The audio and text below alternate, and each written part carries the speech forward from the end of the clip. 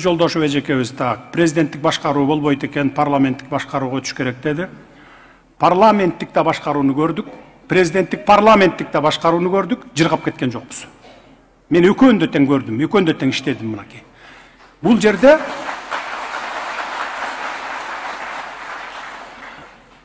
үч баштуу бийлик болду буга чейин.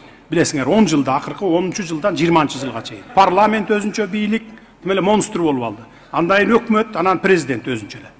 Эч бир маселе чечпейт, бири-бирине шылтап түртүп коюп эле отура берип, мына 3 жылда бир кагаз кабыл алынбаган кагаздар бар экен. Мен келгенде көрдүм мына. 3 жыл айланып жүрө берген да. Бири-бирин эч ким жоопкерчиликти албайт мойнуна.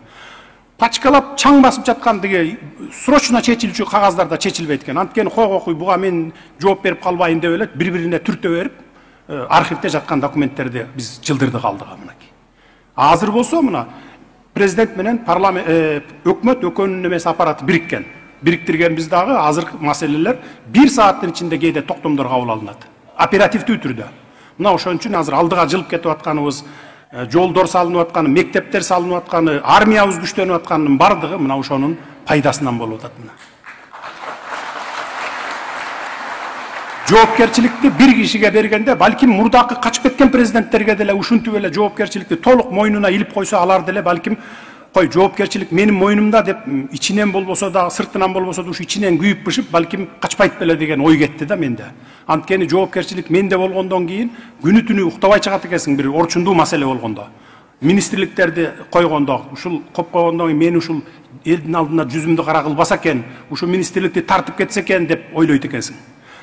Чек ара маселесинде күнү түнү дебей уктабай ушул менин мойнумда деп келип бүт кабинет министрликти чогултуп, депутаттарды чогулта калып керектүү жерде ушинтип иштейт экенсиң. Кой эртеңки күнү ушул элдин алдында, келечек муундун алдында ушул бир кара тамга менен калбасам экен дейт экенсиң.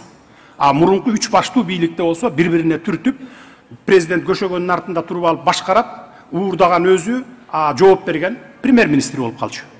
Ошон үчүн акыркы 30 жылда 35 премьер-министр алмашылып атпайбы. Анан парламентке шылтап койчу. Ошентип эле бири-биринен жоопкерчиликти кача берчү. Мунун жемишин көрөсүздөр, Кудай буйрса. Ушу жакынкы эле алдыдагы келаткан 5-6 жылда көрөсүздөр. Анан айтпадыңызбы, сенден башка кандай президент келип калат, ким билет аны деп. Да, туура эле айттыңыз, бирок кандай президент келсе дагы, жеке кызыкчылыгына, жеке чөнтөгүнө иштеп, уурдай турган болсо, кыргыз эли алакандай элбиз. Бири-бирибизди жакшы тааныйбыз, билебиз ким эмне менен дем алып, каерден уурдап атканын. 3 президентти кууп чыккан эл 4-чү президентти да кууп коет, 1 жылга жеткизбей аны.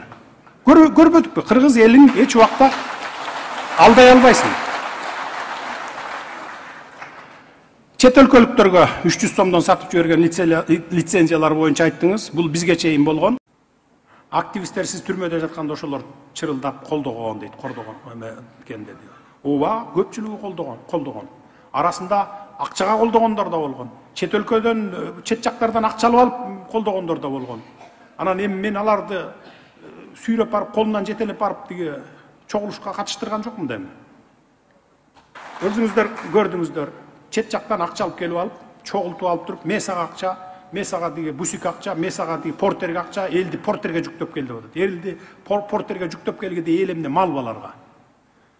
Анан ызы чуу салабыз, анан минтебиз, анан Өзбекстан менен чек араны чечтирбей коюш керек. Ал кемпирабадка күйгөн жок алар. Алар жеке кызыкчылык үчүн, эки өлкөнүн ортосунда согуш чыгарыш үчүн гана кызыктар күчтөр болгон. Алар жеке эле өзүлөрү эмес, чет жактан дагы күчтөр бар. Аларды шыкактап турган күчтөр бар. Бардыгы биз билебиз, эми аны сот чечет.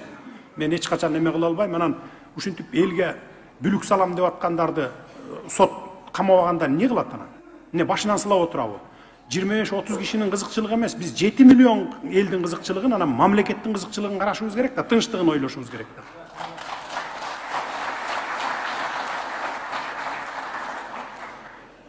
да.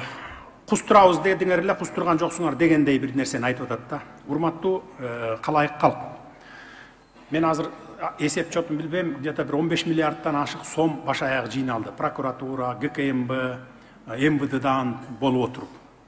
Буга чейин эми 10 жылдан бери тимеле бири-бири менен чабышып, бул ууру анан бул мынтип системада отурат, ичип атат, жеп атат деп келип, 1 сом төктүрө алды беле бирөөнү?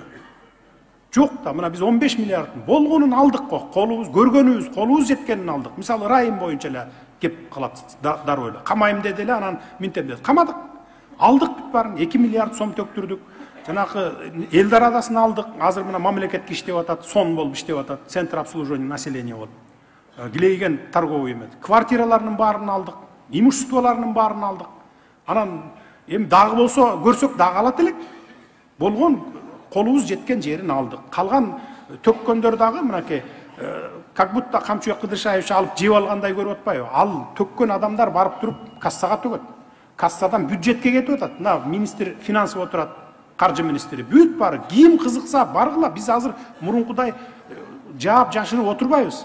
Мейли жаран келсе да мына деп туруп Камчыбек Кыдыршаевич алып барып алдыңарга таштап коет. Мына көр, артынан кубалап бар, канчасы каяка барып түштү экен деп. Түп-түз барып бардыгы тең бюджетке түшүп атат. Та Каракулжада сүт